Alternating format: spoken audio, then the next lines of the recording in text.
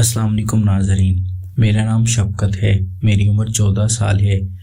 मेरी फैमिली में टोटल 3 अफराद ही थे। मेरे अब्बू, मैं और मेरी अम्मी। मेरी माँ सगी नहीं थी। मेरे अब्बू ने दूसरी शादी की थी और मेरी सौतेली माँ अभी 28 साल की है। मेरी सौतेली माँ दिखने में काफ़ी खूबसूरत थी। उसके नैन नक्श बहुत खूबसूरत थे। मैं जब भी उसको देखता तो अब्बू की किस्मत पर नाज करता कि मेरी माँ कितनी खूबसूरत है और मेरा बाप उसके साथ कितनी अयाशी करता होगा। ये बातें मुझे चैन से बैठने नहीं देती थी और मैं हर वक्त अपनी सौतेली माँ के पास बैठा रहता।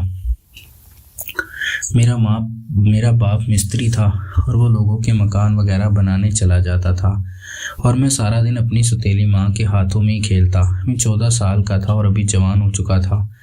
मुझे दुनियादारी का पता चल गया था क्योंकि मैंने मैट्रिक कर लिया था और मेरे दोस्तों ने मुझे सब बातें बता दी थी और मेरे दोस्त मुझे मजाक भी करते थे कि तुम्हारी माँ तो इतनी खूबसूरत है और हो सके इसलिए कभी उसके साथ चस्का ले लो। जब मेरे दोस्तों से बात करते तो मेरे माइंड में 1000 बातें जन्म लेती कि मेरा ये करना ठीक होगा या नहीं। अब मैं इतना गलत ज़हन हो गया था कि अपनी सौतेली माँ के ऊपर ही आशिक बन बैठा था और उसके बारे में ही बुरा सोचना शुरू हो गया था।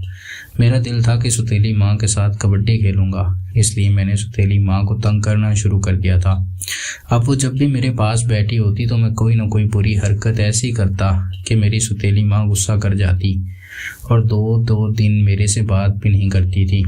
लेकिन मैं उसको बना लेता था चूँकि मैं कम अकल ही था और वो मेरा बहुत ख्याल करती थी, इसलिए वो मेरी बातों का गुस्सा नहीं करती थी और मुझे नादान समझती थी क्योंकि मैं अभी 14 साल का ही था और मेरी सौतेली माँ के मुताबिक तो मैं बच्चा ही था। लेकिन मेरे दोस्तों ने मुझे वक्त से पहले ही जवान कर दिया था और मैं अब बुरे कामों में पड़ गया था। इसलिए मेरा बाप बहुत सख्त था और वह मेरे ऊपर बहुत सख्ती करता था। इसलिए मुझे डर लगता था कि कहीं ऐसा ना हो मेरा बाप मुझे मारे और ये बात जान ले कि मैं अपनी सौतेली माँ पर आशिक हो गया हूँ।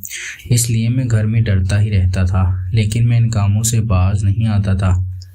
एक दिन मोहल्ले के मेरे एक दोस्त ने मुझे बताया था कि तुम्हारी माँ इतनी खूबसूरत है, ऐसा ना हो कि वो किसी के साथ कोई बुरा ताल्लुक बना दे, क्योंकि तुम्हारा बाप तो घर से बाहर निकल जाता है और काम पर होता है, तुम खेलने चले जाती हो। मुझे ये बात पर शक हुआ तो मैं अब घर में ही रहने लगा था।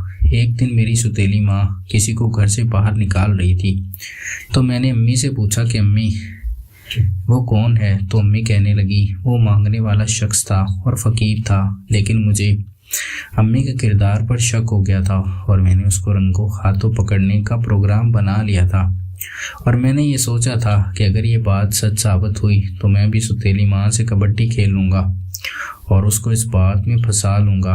और वही हुआ था। एक दिन मैं स्कूल से टाइम से वापस आ गया था तो मैंने घर का दरवाज़ा खटखटाया।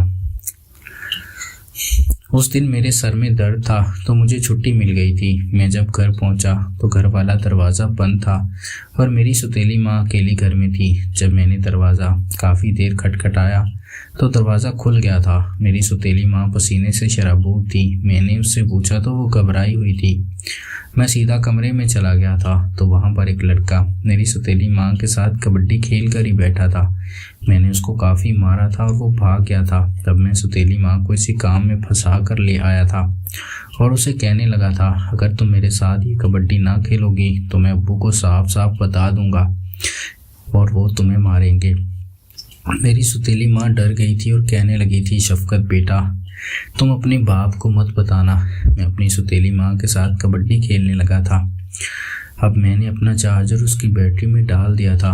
मेरी सौतेली माँ काफ़ी खुश हो गई थी और कहने लगी थी अब मुझे किसी की भी ज़रूरत नहीं, अब तुम ही मेरे साथ ही काम कर लिया करना क्योंकि तुम्हारे बाप में तो कुछ भी नहीं है और वो मर्द ही नहीं। इसलिए मेरी मौज लग गई थी और मैं अब घर में ही होता। सौतेली माँ का आशिक था। जब भी उसे ज़रूरत होती मैं उसके साथ कबड्डी खेल लेता और उससे राहत ले लेता। नाजरीन, अगर आपको ये कहानी पसंद आई हो तो हमारी वीडियो को लाइक कर दें। बहुत बहुत शुक्रिया।